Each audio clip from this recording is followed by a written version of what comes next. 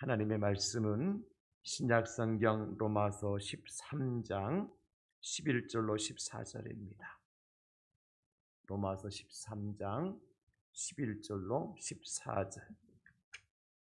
신약 257쪽에 있는 로마서 13장 11절로 14절 말씀을 함께 받도록 하겠습니다. 다 같이. 또한 너희가 이 시기를 알거니와 자다가 깰 때가 벌써 되었으니 이는 이제 우리의 구원이 처음 믿을 때보다 가까웠습니다. 밤이 깊고 낮이 가까웠으니 그러므로 우리가 어둠의 일을 벗고 빛의 갑옷을 입자. 낮에와 같이 단정히 행하고 방탕하거나 술 취하지 말며 음란하거나 호색하지 말며 다투거나 시기하지 말고 오직 주 예수 그리스도로 옷 입고 정욕을 위하여 육신의 일을 도모하지 말라. 아멘. 저는 본문 말씀을 중심으로 해서 구원의 때가 가까이 왔습니다. 이런 제목으로 함께 말씀의 은혜를 나누려고 합니다. 선수가 운동장에 입장하기 전에 긴장을 많이 합니다. 그래서 만반의 준비를 다 하지요. 출전하는 시간이 언젠지, 또 내가 장소는 어디에서 내 경기가 벌어지고 있는지, 특별히 내가 출전하는 경기는 어떤 경기인지, 어떤 종목인지, 뭐 이런 것들 모르는 선수는 없겠지만은 그럼에도 불구하고 한 번 더 점검하고 체크하게 됩니다. 여러분, 만약에 축구 선수가 배구장으로 가면 큰일 아닙니까? 낭패잖아요. 그러니까 하나하나 꼼꼼히 체크하고 점검하는 것을 볼 수 있습니다. 우리가 해외여행을 지금 못하지만 한 번씩 하게 되어지면 공항에 갑니다. 공항에 가서 이제 모든 수속을 마치고 비행기 탈 시간이 되어지면 한 번씩 다시 한번 점검을 하게 되어지는데, 여권을 잘 챙겼는지 점검하죠. 그죠? 그다음에 비행기 티켓이 제대로 되어 있는지도 한번 체크해 봐야 됩니다. 내가 탈 비행기 시간이 맞는지, 아니면 목적지는 정확한지, 내가 몇 번 게이트로 가서 비행기를 타야 되는지, 또 내가 챙겼던 짐꾸러미들은 혹시나 빠진 것은 없는지, 이와 같은 하나하나를 제대로 챙기고 점검해야 비행기를 바로 타고 목적한 바 여행지에 갈 수가 있지 않습니까? 내가 미국에 가야 되는데 저 아프리카 가는 비행기 타면 큰일입니다. 또 미국 가는 비행기를 타더라도 항공사가 대한항공 비행기를 타야 되는데 유나이티드 에어버스를 탄다든지 하면 그것도 큰일입니다. 예, 그 무효입니다. 무효. 인정 안 해줍니다. 비행기 티켓을 가지고 있어도. 이것처럼 우리 영적인 생활도 마찬가지로 생각해요. 신앙생활도 내가 가야 될 목적지가 어디냐, 그리고 내가 지금 이때가 어느 때며 내가 서 있는 곳은 어떤 곳인가, 이런 시간과 때와 목적과 방향을 정확하게 아는 사람이 신앙생활을 제대로 할 수 있습니다. 그래서 사도 바울은 고린도전서 9장 26절에서 이렇게 말씀하시죠. 그러므로 나는 다름질하기를 향방 없는 것 같이 아니하고 싸우기를 허공을 치는 것 같이 아니하며. 달리는 선수가 방향, 목적지가 어딘지 알고 달려야 되죠. 앞으로 달려야 될 사람이 뒤로 달리면 안 되지 않습니까? 목적지를 정확하게 정하고 거기를 향해서 열심히 가야 되고, 권투하는 선수가 말이죠, 내 주먹 파워가 아무리 세더라도 허공을 향해서 아무리 주먹질해도 상대방 넘어가지 않습니다. 그것처럼 우리 신앙생활이 정확해야 돼요. 달아야 돼요. 요나가 니느웨로 가야 되는데, 아수르에 쓰였던 니느웨로 가야 되는데 다시스로 가는 배를 타잖아요. 이게 문제입니다. 그렇게 한 이유가 뭐냐? 하나님의 낯을 피하여서 하나님께서 분명히 요나에게 아수르의 수도인 니느웨로 가서 회개의 복음을 전파하라고 말씀하셨거든요. 요나는 싫다는 거죠. 그 마음 먹고 이제 요파 항구로 갔는데 가자마자 어떤 배를 만나냐면 다시스로 가는 배를 만나요. 기가 막힙니다. 말씀 볼까요? 요나서 1장 3절. 그러나 요나가 여호와의 얼굴을 피하려고 일어나 다시스로 도망하려 하여 욥바로 내려갔더니 마음 먹고 벌써 행동 옮겨요.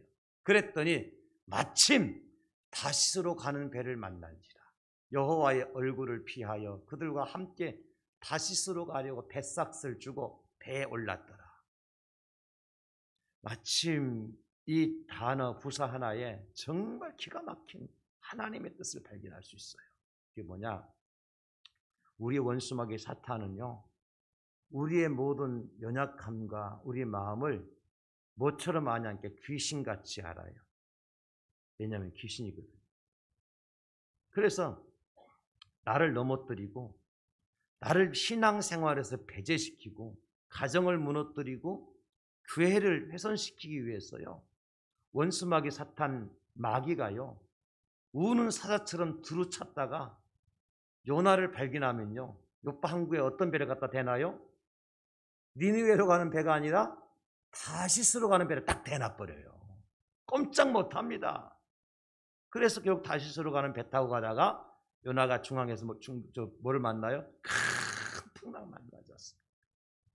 그런데 반대로 바울이라고 하는 사람은요, 열심히 전도 활동을 하며 선교 활동을 하면서 이 아시아 지역에 전도하러 가려고요, 만반의 준비를 다 갖추었어요. 그리고 열심히 기도까지 합니다. 근데 그날 밤에 환상 중에요, 저 아시아가 아니라 유럽의 마게도냐라고 하는 지역의 항구에서 한 사람이 손을 흔들면서 건너와서 도와달라고 그러는 거예요. 그런 환상을 봐요. 바울은 지금 내심적으로 아시아 지역으로 가려고 만반의 준비를 다 끝냈습니다. 기도도 하고 있어요. 그런데 마게도냐에서 한 사람이 불러요. 엉뚱한 방향에서. 그때 바울이 어떻게 결정하느냐, 성경 보시면 사도행전 16장 10절에 바울이 그 환상을 보았을 때 우리가 곧 마게도냐로 떠나기를 힘쓰니 이는 하나님이 저 사람들에게 복음을 전하라고 우리를 부르신 줄로 인정함이로라. 바울은 내 생각이 아니라 하나님의 뜻대로 움직여요. 그래서 결국 마게도냐로 건너가서 복음을 전하고 유럽 전도의 관문을 열어버립니다.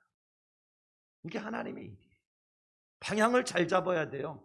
요나는 니느웨로 가야 되는데 방향 잘못 잡고 다시스로 가다가 환난을 당했고, 바울은 아시아로 가려고 하다가 하나님께서 유럽으로 가라고 해서 그 방향을 잘 잡았더니 유럽 전도의 문이 열리고. 그래서 신앙생활이라는 것은 여러분 무작정 하는 게 아닙니다. 이스라엘 백성들이요, 애굽을 떠나서 가나안 땅으로 가는데 애굽에서 출발해서 시내산까지 가는데 1년밖에 안 걸려요. 시내산에 가서 하나님께 모세에게 율법을 주시지 않습니까? 근데 그 시내산에서 가데스 바네아를 거쳐서 가나안 땅까지 들어간 몇 년 걸려요? 39년이 걸려요. 그러면 시내산에서 가데스 바네아까지 어떤 일이 있었느냐? 여러 가지 일들이 있었지만 제가 살펴볼 때 크게 세 가지 사건이 벌어져요. 첫째 사건이 뭐냐면, 모세가 시내산에 하나님 말씀을 받으러 올라갔을 때 시내산 밑에서 아론을 비롯한 그 백성들이 애굽에서 가지고 나올 때 가져왔던 금 부치를 다 꺼내가지고 금송아지 만들어가지고 이것이 우리를 여기까지 인도한 여호와라고 그러면서 난리를 칩니다. 방향 잘못 잡았죠. 또 하나의 사건은 뭐냐면, 모세가 이들을 이끌고 이제 홍해를 건너서 광야를 지나가는데 가만히 보니까 백성들이 모세의 말을 잘 들어요. 아론과 미리암이 볼 때 내가 형이고 내가 누나인데 이거 동생한테 참 우리가 끌려다니는 것 같고 마음이 안 들어요. 그래서 모세의 리더십을 부리나면서 우리도 모세처럼 될 수 있다고 반역을 합니다. 쿠데타를 일으켜요. 엄청난 사건이죠. 방향 잘못 잡았습니다. 모세를 리더로 세우신 분이 누굽니까? 하나님이십니다. 또 하나의 사건은 뭐냐면, 모세가 12사람의 정탐꾼을 가나안 땅에 보냅니다. 그들이 40일 동안 정탐하고 돌아와서는 여호수아와 갈렙을 지원 10사람의 정탐꾼들이 악평을 해서 우리는 저들에 비하면 메뚜기 떼에 불과하다. 그러면서 하나님을 향해서 원망하고 모세를 배반해요. 엄청난 사건이죠. 하나님은 그 백성들을 가나안 땅이 젖과 꿀이 흐르는 땅으로, 약속의 땅으로 허락하셨고 들어갈 걸 말씀하셨는데 그들이 방향 잘못 잡은 거예요. 그래서 하나님을 향해서 원망하고 악평을 하고 모세를 돌로 쳐 죽이려고 그러죠. 이런 일련의 세 가지가 대표적인 사건 때문에요, 하나님께서 어떻게 하시느냐. 여러분, 민수기 14장 33절로 34절 보면 이렇게 기록되어 있어요. 너의 자녀들은 너희의 반역한 죄를 지고 너희의 시체가 광야에서 소멸되기까지 40년을 광야에서 방황하는 자가 되리라. 너희는 그 땅을 정탐한 날수인 40일의 하루를 1년으로 쳐서 그 40년간 너희의 죄악을 담당할지니 너희는 그제서야 내가 싫어하면 어떻게 되는지를 알리라 하셨다. 방향 잘못 잡은 이스라엘 백성들 어떤 일을 만납니까? 여러분, 가나안 땅까지 정탐하고 돌아온 시간이 40일이에요. 40일. 가는 시간, 가서 정탐하고 돌아온 시간까지 40일이에요. 40일. 그런데 그들이 가나안 땅까지 들어가는 시간 얼마나 걸려요? 40년이에요. 40년. 그것뿐만 아니라 출애굽 1세대가요 광야에서 다 소멸됩니다. 못 들어갑니다. 오늘 말씀이 그 말씀이잖아요. 그리고 너희는 40년 동안 광야에서 방황하는 자가 되리라. 방향 잘못 잡으면요, 이와 같이 엄청난 시련을 만나요. 우리 신앙생활의 목적지를 바로 알지 못하고 방향을 잘못 잡으면 이런 결과를 가져온다는 겁니다. 그러므로 우리가 믿되 알고 믿어야 되고 제대로 믿어야 됩니다. 그냥 무작정 친구 따라서 강남 간다, 친구가 시장 가니까 나도 시장 간다, 여러분 그거는 별 의미가 없습니다. 시장 가더라도 오늘이 3일, 8일 구포 장날인지 아닌지 알고 가야 돼요. 오늘 16일이니까 오늘 장날 아닙니다. 내일 모레 18일 날 장날입니다. 화요일 날. 그날 가야 살만한 것도 사고 물건도 많이 나오고 값싸게 사고 좋은 물건 사는 거예요. 가더라도 여러분, 내가 무슨 물건을 살 건지, 또 내가 사려고 하는 물건은 어느 가게 가면 또 싸게 좋은 물건을 살 수 있는지 어느 정도 파악하고 가면 어느 시장 멋지게 볼고 올 수 있습니다. 근데 그런 것도 없이 그냥 친구 따라 갔다가는 소매치기만 당하고 옵니다. 시간만 잊어버리고 와요. 이게 인생이에요. 이게 신앙생활이에요. 그래서 오늘 우리는 구원의 때가 가까이 왔습니다. 이런 제목으로 제가 말씀을 함께 나누려고 하는 거예요. 지난 주일에는 지금이 은혜의 때입니다. 그랬죠? 지금이 은혜 때라고. 어떤 은혜의 때예요? 하나님의 말씀을 받을 은혜의 때고, 회개할 은혜의 때고, 간구한 것을 응답받을 은혜의 때라고 그랬잖아요. 지금이 그때입니다, 여러분. 하나님의 말씀 받을 때고요, 회개할 때고, 내가 구한 것을 응답받을 때입니다. 할렐루야. 그러면서 지금은 구원의 날이 가까이 왔다. 그러면 구원의 때가 가까이 왔으니까 우리가 어떻게 하라는 말이냐 도대체. 내가 구원의 때를 어떻게 알고 어떻게 살아가라고 말씀하시는가? 구원의 때에 합당한 성도, 그리스도인은 어떻게 살아갈 것인가? 오늘 본문을 통해 세 가지 간단하게 살펴보죠. 첫째는요, 깨어 있으라고 말씀하십니다. 구원의 때가 가까이 왔기 때문에 어떻게 하고 있으라고요? 깨어 있으라. 오늘 11절. 또한 너희가 이 시기를 알거니와 자다가 깰 때가 벌써 되었으니 이는 이제 우리의 구원이 처음 믿을 때보다 가까웠습니다. 아멘. 여러분이 신앙생활을 5년 하셨으면 구원의 때가 몇 년 더 단축된 거요? 5년 단축된 거예요. 그죠? 40년 신앙생활 하셨으면 구원의 때가 얼마나 더 앞당겨졌어요? 40년이 앞당겨졌어요. 70년 하신 분은 70년이 앞당겨졌어요. 더 가까이 왔다는 겁니다. 이건 우리가 의심할 여지가 없죠? 그런데 그때 우리가 그럼 어떻게 하고 있어야 되느냐? 깨어 있어야 된다. 깨어 있다는 말은 무슨 뜻일까요, 여러분? 그러면 정신 차리고 있어야 됩니다. 영적인 긴장을 하고 있어야 되고, 그리고 항상 준비하고 있어라.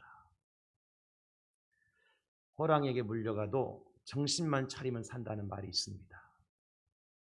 아무리 무서운 호랑이라도 정신 바싹 차리고 있으면 살 길이 보여요. 그 정신줄 놓으면 호랑이 아니라 고양이한테도 물려 죽습니다. 정신줄 놓으면. 한 선비가, 사냥을 좋아하는 선비가 사냥하러 깊은 산속에 들어갔습니다. 하루 종일 이 산 저 산을 다니면서 사냥을 하고 날이 뉘엿뉘엿 저물어가면서 어두워지니까 이제 내려가야 되겠다. 마음 먹고 내려가는데 너무 깊은 산중까지 들어왔어요. 그래서 어둠이 캄캄해지는 즈음에 저 맞은편 언덕 위에 호랑이 한 마리가 언덕 위에 딱 서 있는데요. 큰 호랑이가 으르르 하면서 막 공격하려고 그래요. 선비가 깜짝 놀래가지고 큰일 났다.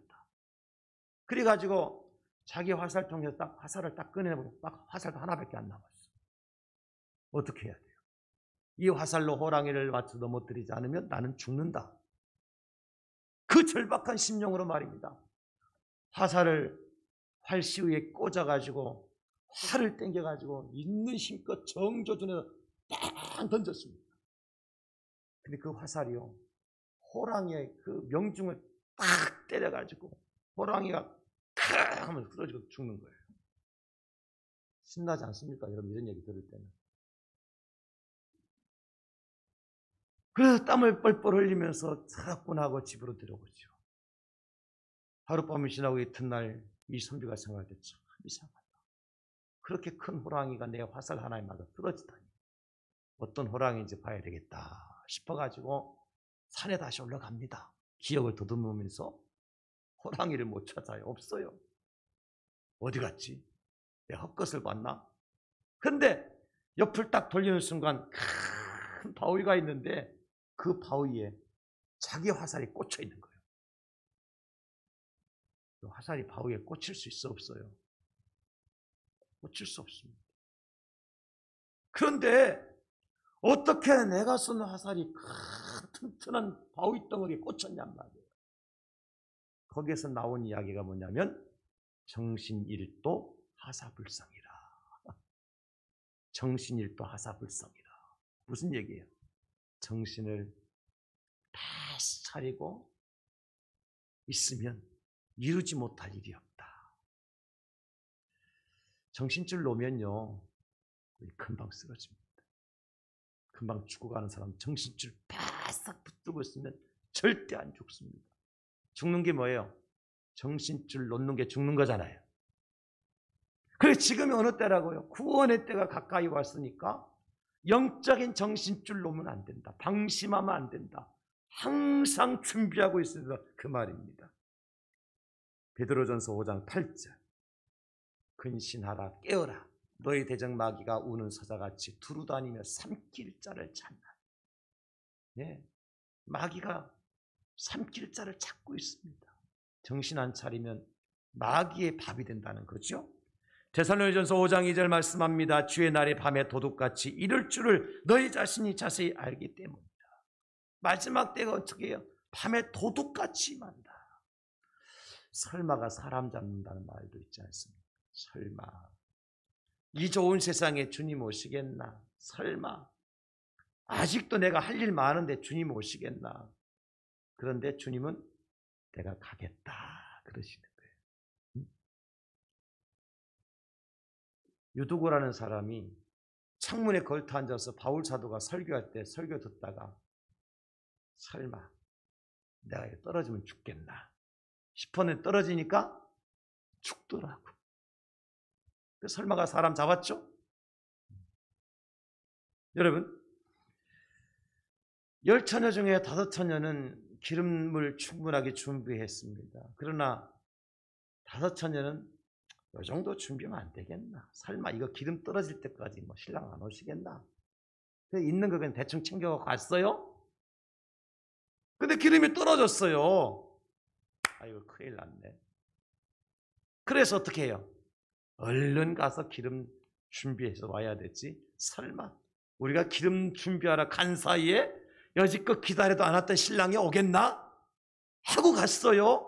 근데 그 설마가 어떻게 했어요?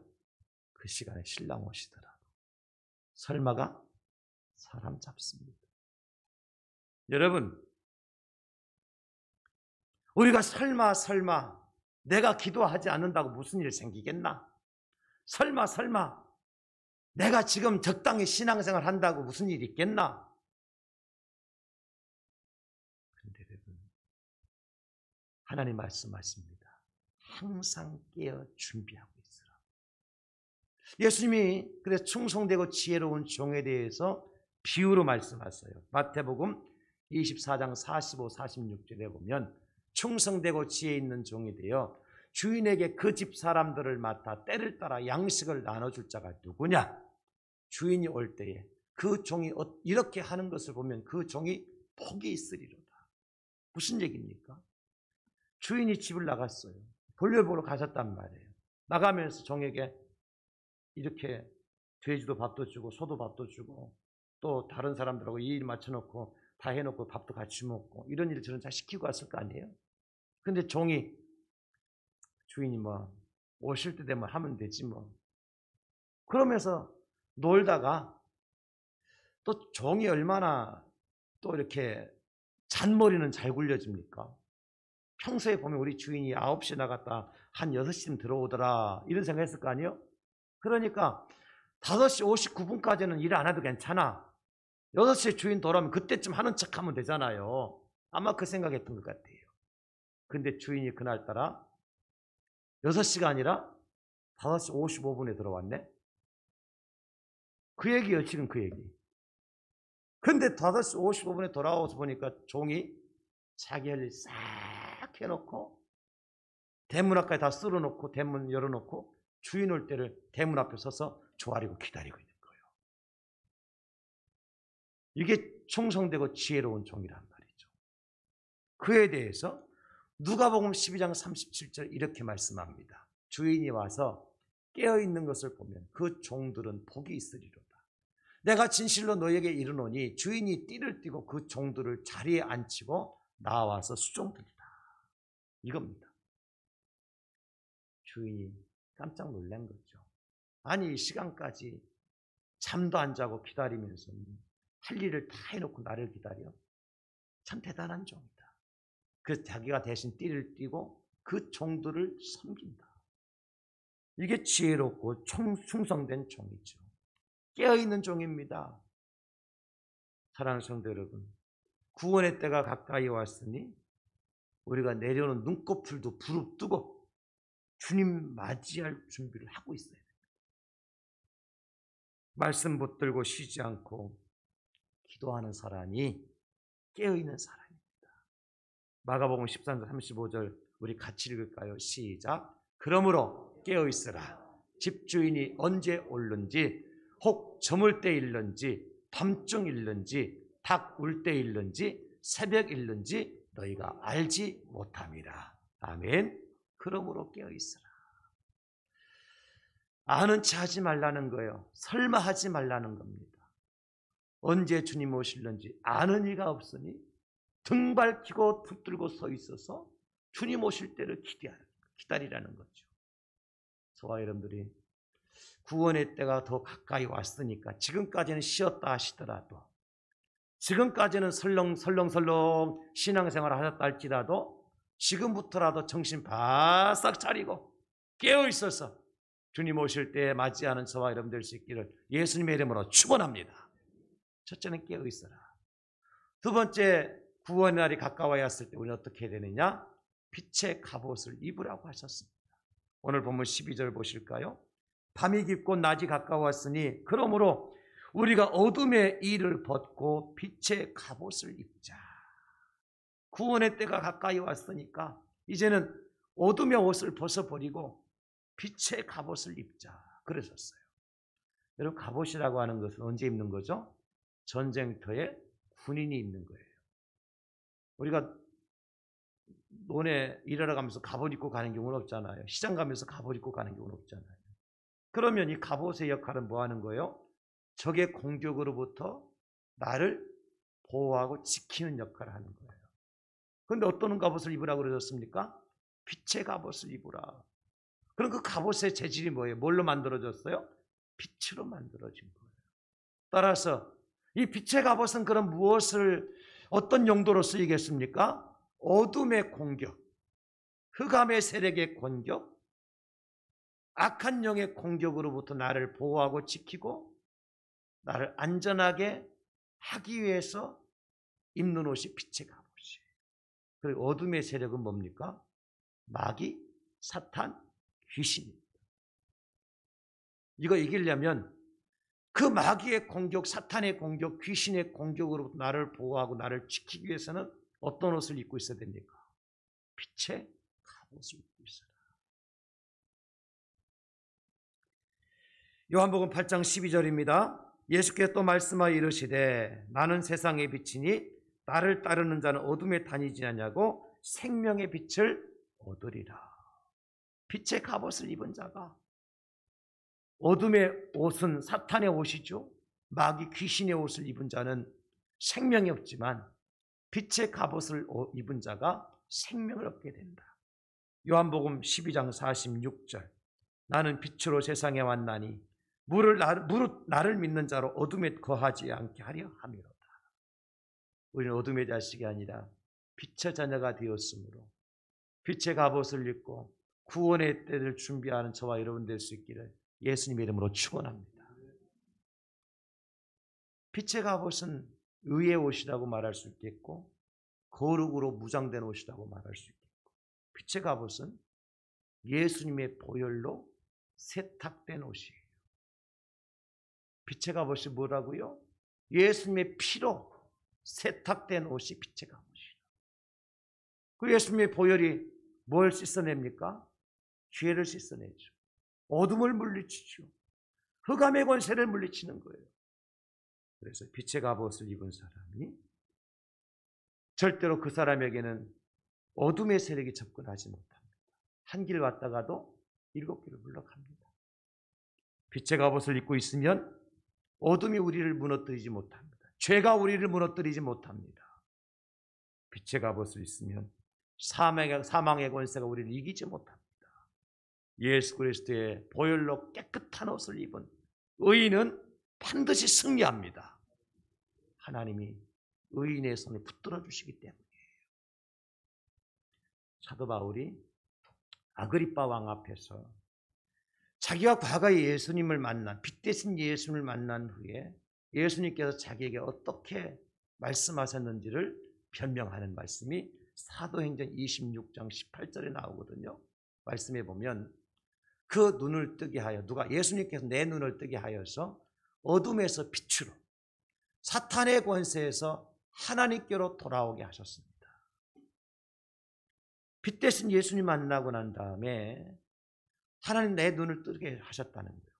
어둠에서 빛으로. 눈을 감고 있으면 캄캄하잖아요. 눈을 뜨면 환하잖아요. 그거예요. 그래서 사망의 권세, 사탄의 권세에서 하나님께로 나를 돌아오게 하셨습니다. 그래서 지금 사도 바울은 무슨 옷을 입고 있다는 얘기입니까? 예수님의 보혈로 세탁된 빛의 갑옷을 입고 있다. 그러므로 여러분, 우리가 예수님 믿는 순간 어떤 변화가 일어나야 되는가 하면은요, 옛사람의 옷을 벗어버리고 그리스도 안에서 새 사람의 옷을 입어야 돼요. 그것이 바로 빛의 갑옷인 겁니다. 오늘 본문에도 말씀하고 있잖아요. 밤이 깊고 낮이 가까웠으니 그러면 우리가 어둠의 일을 벗고 빛의 갑옷을 입자. 그 어둠의 일이 뭡니까? 13절 낮에와 같이 단정히 행하고 방탕하거나 술 취하지 말며 음란하거나 호색하지 말며 다투거나 시기하지 말고. 이게 어떤 옷이에요? 어둠의 옷, 사탄의 옷이에요. 이거 벗어버리라고요. 그리고 대신 어떤 옷을 입으라고 말씀하십니까? 예수님의 보혈로 세탁된 빛의 갑옷을 입으라. 왜냐하면 우리가 빛의 자녀이기 때문입니다. 마태복음 5장 14절 다 같이 시작. 너희는 세상의 빛이라. 산 위에 있는 동네가 숨겨지지 못할 것이요. 아멘. 에베소 5장 8절로 9절도 같이 시작. 너희가 전에는 어둠이더니 이제는 주 안에서 빛이라. 빛의 자녀들처럼 행하라. 빛의 열매는 모든 착함과 의로움과 진실함에 있느니라. 아멘. 데살로니가전서 5장 5절 시작. 너희는 다 빛의 아들이요 낮의 아들이라. 우리가 밤이나 어둠에 속하지 아니하나니. 아멘. 우리가 누군지 알아야 돼. 그래야 신앙생활의 방향을 제대로 잡을 수 있어요. 여러분은 어둠의 자녀들이 아닙니다. 마귀의 자녀들이 아니에요. 우리는 빛의 자녀예요. 그래서 우리는 빛의 갑옷을 입고 구원의 때를 준비하며 살아야 될 하나님의 자녀들이다. 찬송 502장에 보면 이런 가사가 나오지. 빛의 사자들이 어서 가서 어둠을 물리치고 주의 진리 모르는 백성의 복음에 빛을 비춰라. 빛의 사자들이여 복음의 빛 비춰라. 죄로 어두운 밤 밝게 비춰라. 빛의 사자들이여. 여러분, 우리는 누굽니까? 빛의 사자들입니다. 우리가 가야 될 곳은 어디입니까? 어둠이 있는 곳에 어둠을 쫓아내고 빛을 비추기 위해서 나가야 될 빛의 사자들입니다. 그러면 그 어둠을 물리치기 위해서 우리가 어떤 옷을 입고 나가야 됩니까, 여러분? 빛의 갑옷을 입고 나가야 됩니다. 여러분, 지금 세상의 어느 때와 같습니까? 마치 노아 홍수 때와 같지 않습니까? 마치 롯의 때에 죄악의 관영에서 소돔과 고모라 성이 하늘의 불과 유황으로 심판받을 그럴 때와 별반 다르지 않지 않습니까? 그래서 많은 사람들이 지금을 어느 때라 그럽니까? 마지막 때요? 말세라 그럽니다. 요즘에 핫한 뉴스가 있죠. 그게 뭐냐면 오징어 게임이라는 뉴스. 들어보셨습니까? 오징어 게임. 여러분, 텔레비전 보십시오. 오징어 게임 모르시는 분은 오늘 회개하고 가셔야 됩니다. 옛날에 우리 그 마당에다가 돌멩이 가지고 오징어 그림 그려놓고 막 게임 했잖아요. 이 오징어 게임이 전 세계를 지금 다 난리를 칩니다. 그래서 그 게임이 나오는 옷도 막 옷이 팔리는 불티나게 팔리고, 중국 애들이 그 가짜 만들어도 팔아먹고 난리 났잖아요. 중국 애들은 희한한 애들이에요. 그런데 이 오징어 게임이 요지가 뭐냐면 동물의 세계에서 나타날 법한 적자 생존의 원리가 적용되는 거예요. 상대를 죽이지 않으면 내가 살아남을 수 없어요. 그리고 모든 사람을 다 죽이고 마지막 남은 한 사람이 뭘 받죠? 상금을 받습니다. 돈을 받습니다. 이게 오징어 게임이거든요. 내가 살아남아야 돼요. 저는 이것을 보면서 이거는 그냥 가상의 일이 아니고 하나의 게임이 아니라 현재 일어나고 있는 사건의 한 단면을 딱 조각을 내서 그것을 게임으로 만드는 것이다. 저는 그렇게 판단을 해요. 지금 이 세상이 어떤 세상입니까? 너 죽고 나 살아야 되잖아요. 지금 여당 야당 지금 대선 준비 때문에 대선 주자들이 여당은 벌써 됐고 야당은 지금 하고 있습니다만은 어떻게 합니까? 하는 거 보면 정말 치졸합니다. 상대를 늘어뜨리고 피를 봐야 자기가 이길 것처럼 말입니다. 제가 만약에 나간다면 저는 그런 일 안 하겠습니다. 나는 이렇게 정치하겠다고. 나는 이렇게 경제를 살리겠다고. 나는 이렇게 청소년들을 다음 세대를 위한 대안을 이렇게 세우겠다고. 여러분, 그 얼마나 좋습니까? 그런 얘기 해야지. 왜 서로 물고 뜯고 치졸하게 왕짜가 뭐고 그런 얘기를 왜 해야 됩니까? 그래가지고 내가 살아남아야, 상대를 물어뜯고 내가 살아남아야 내가 대선 주자가 돼야, 그렇게 하고 대통령 돼봤자 무슨 소용이 있습니까? 오징어 게임이 그거예요, 여러분. 오징어 게임이. 우리는 공부해서 남 줘야 되고 돈 벌어서 남 좋은 일 시켜야 됩니다. 그런데 세상은 뭐라 그러죠? 공부해서 남 주냐 이놈아? 네 잘 되리라고 하는 거야. 돈 벌어서 다른 사람 좋은 일 조금 하면은 실속 못 차리네, 정신 없네, 그러면서 비난하잖아요. 예수 믿는 사람, 빛의 갑옷을 입은 사람은 그렇게 하지 않습니다. 공부해서 남 주고, 돈 벌어서 남 졸일 시키고, 이것이 빛의 갑옷을 입은 사람. 저와 여러분들이 어둠의 일을 버리고 빛의 갑옷을 입고 구원의 때가 가까이 왔으니까 더 준비하고 계시는 저와 여러분 될 수 있기를 예수님 이름으로 축원합니다. 마지막 세 번째는, 구원의 때가 가까이 왔을 때 우리가 입어야 될 또 다른 옷이 있는데, 예수 그리스도의 옷을 입으라고 하셨어요. 오늘 14절입니다. 오직 주 예수 그리스도로 옷 입고 정욕을 위하여 육신의 일을 도모하지 말라 그랬거든요. 예수 그리스도의 옷을 입는다. 무슨 뜻일까? 여러 가지로 설명할 수 있겠죠. 이거 하나만 가지고도 설교 10편을 만들 수 있을 겁니다. 오늘 한 가지만, 그 뭐냐? 십자가의 옷입니다. 예수님의 옷은 무슨 옷이에요? 십자가의 옷. 여러분, 십자가는 무엇을 어떤 단어로 함축되어 말할 수 있습니까? 사랑입니다. 사랑. 십자가는 뭐라고요? 사랑입니다. 그러니까 그리스도 예수의 옷을 입는다고 하는 것은 십자가의 옷을 입는다는 것이고, 십자가의 옷을 입는다는 것은 어떤 옷을 입으라고 말씀하시느냐 하면은 사랑의 옷을 입어라. 사랑의 옷을 입어라. 예수님 이 땅에 오신 것은 무엇 때문에 오셨죠? 하나님이 세상을 이처럼 사랑하사 독생자를 주셨으니 그랬습니다. 그 예수님이 사랑이십니다. 요한일서 3장 16절, 그가 우리를 위하여 목숨을 버리셨으니 우리가 이로써 사랑을 알고, 예수님 십자가 달려 돌아가신 것을 보면서 우리는 뭘 알 수 있습니까? 아, 예수님이 우리를 얼마나 사랑하셨는지, 그분은 사랑이시구나 하는 것을 알 수 있다는 거죠. 그래서 사도 바울은 고린도교회 성도들에게 이 사랑을 너무너무 강조하셨습니다. 고린도전서 14장 13절의 말씀에 보시기를, 그런즉 믿음, 소망, 사랑이 세 가지는 항상 있을 것인데 그 중에 제일은 사랑이라. 할렐루야.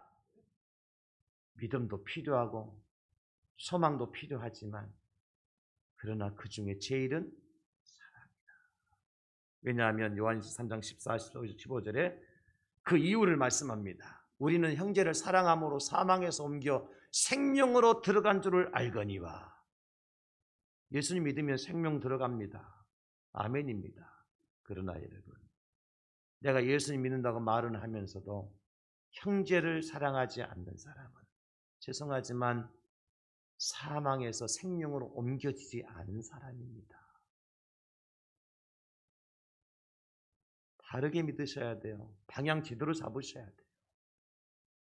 내가 예수 믿는다 하면서 교회당 아무리 40년, 50년, 70년을 드나들어도 형제를 사랑하지 않으면 그 걸음은 향방 없는 다름질에 불과합니다. 니느웨가 아니라 타시스로 가는 배를 탄 겁니다. 요한일서 2장 11절도 말씀하십니다. 그의 형제를 미워하는 자는 어둠에 있고 생명 없습니다. 대표적인 인물이 누구냐? 저는 가인을 뽑을 수 있습니다.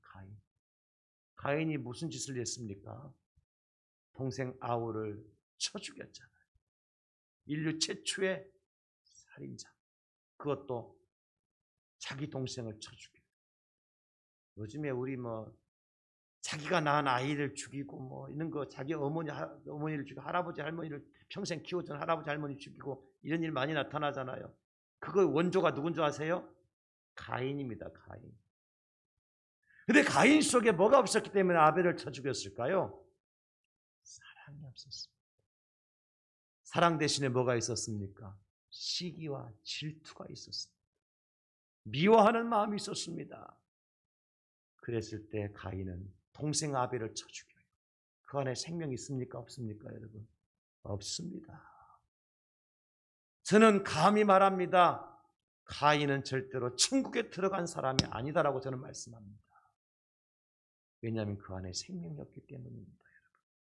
그러나 우리를 대신 십자가 달려 죽으신 예수님 어떻습니까? 당신을 향해서 침 뱉는 사람들, 손가락으로 당신 뺨을 때렸던 사람들, 뾰족한 화살촉이 박힌 채찍으로 자기 몸을 휘둘러서 살덩이를 찢어갔던 사람들, 자기 몸의 옷과 모든 것을 빼앗아갔던 원수들을 향하여서 아버지, 저들의 죄를 용서해달라고 마지막 숨을 거두시면서도 기도하시던 그 예수님, 그분 안에는 뭐가 있습니까? 사랑이라는 게 사랑. 사랑 없이는, 사랑이 아니고는 예수님 행하신 일을 그 어떤 것 설명할 수 없습니다. 해답이 보이지 않습니다. 그래 예수님이 사랑이시라는 거예요. 그 예수님에게 어떤 옷을 입으라고 말씀하십니까?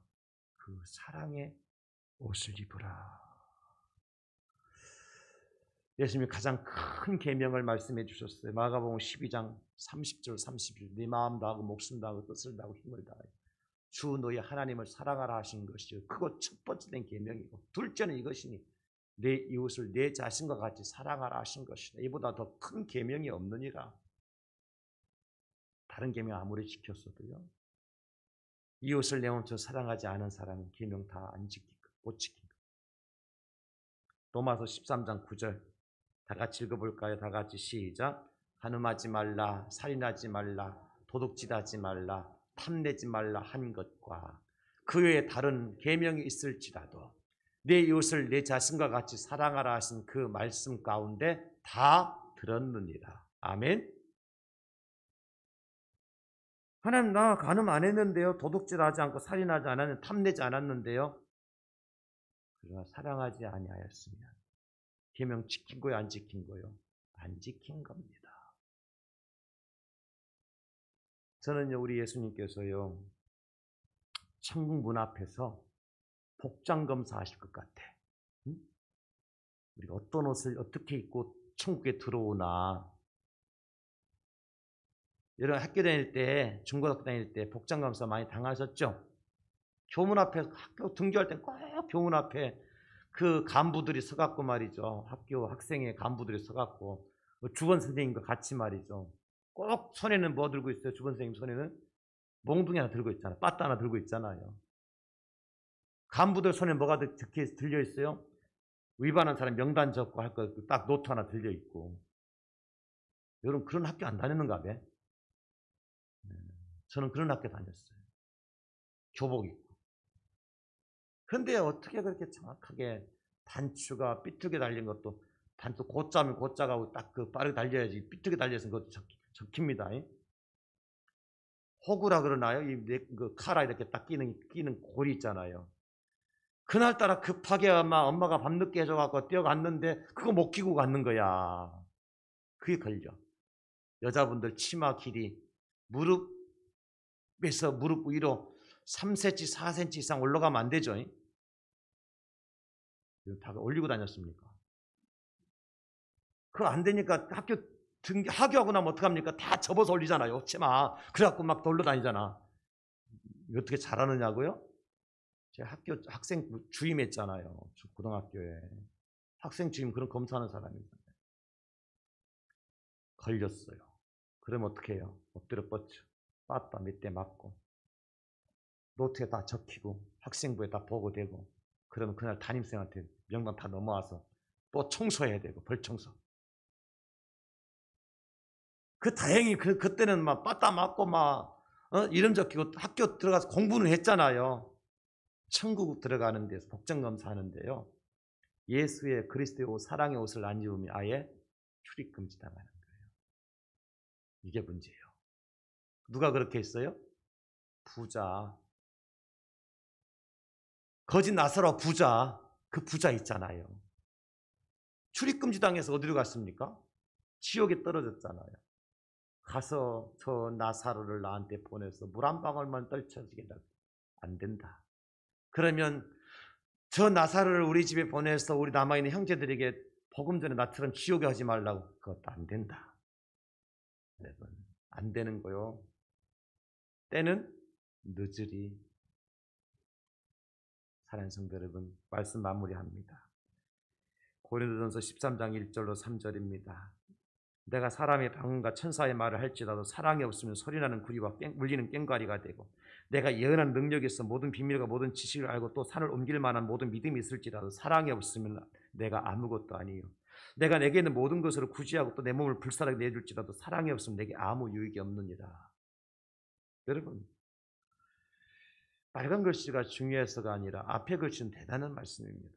사람의 방언, 천사의 말을 하는 거, 여러분 이거 신의 경지에 이른 거예요. 신앙생활. 또 예언하는 능력이 있으면 모든 비밀과 모든 지식을 알고 또 산을 옮기만한 모든 믿음이 있는 거, 여러분 이것은 보통 믿음이 아니에요. 또 내게 있는 모든 것을 구제하고 또 내 몸을 불살하게 내어주는 것, 이 보통 신앙이 아닙니다. 순교자의 신앙이에요. 그럼에도 불구하고 사랑이 없으면 어떻다고요? There is nothing, 아무것도 아니고 There is no using, 아무 소용이 없다. 아무것도 아니고 아무 소용이 없어요.